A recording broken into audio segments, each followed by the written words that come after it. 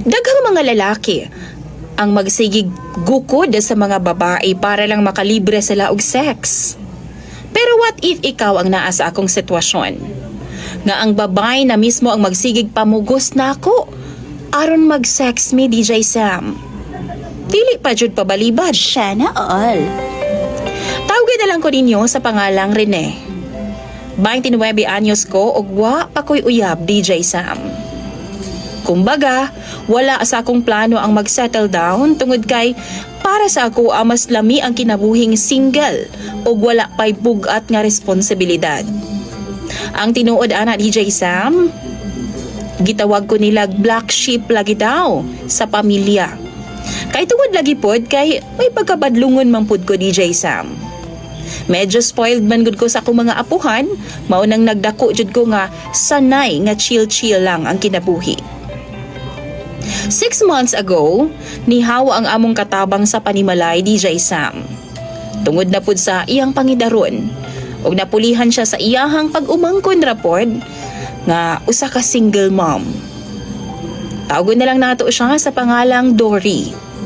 Si Dory, DJ Sam, maayo ang iyahang lawas, kurbado, pero dili jud siya anak kagwapa. Di pud siya ingon anak kahamis. Sa laktod nga pagkaistorya, dili na ako siya bet, DJ Sam. Pero sa balay, halos maghubo na lang siya sa iyahang mga ginasuot. Bisan kinsa nga lalaki naman siguro, DJ Sam, manggahi jud kung makakita nagpuok kaayo. Usahay masakpan jud ko niya nga gatutok sa iyaha, DJ Sam.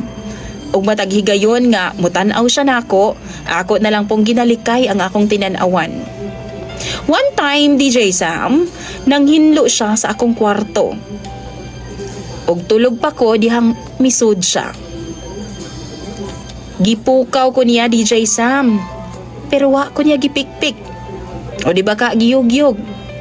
Wa, DJ Sam, kundi gipukaw ko niya pinaagi sa pagbira sa akong ikog. Nakuratan jud ko, pinaabtik, DJ Sam, og na-feel na ko iyang kamot maong nangisog ang akong dragon. Nakita niya, DJ Sam, ang iyahadayon kong gihapan.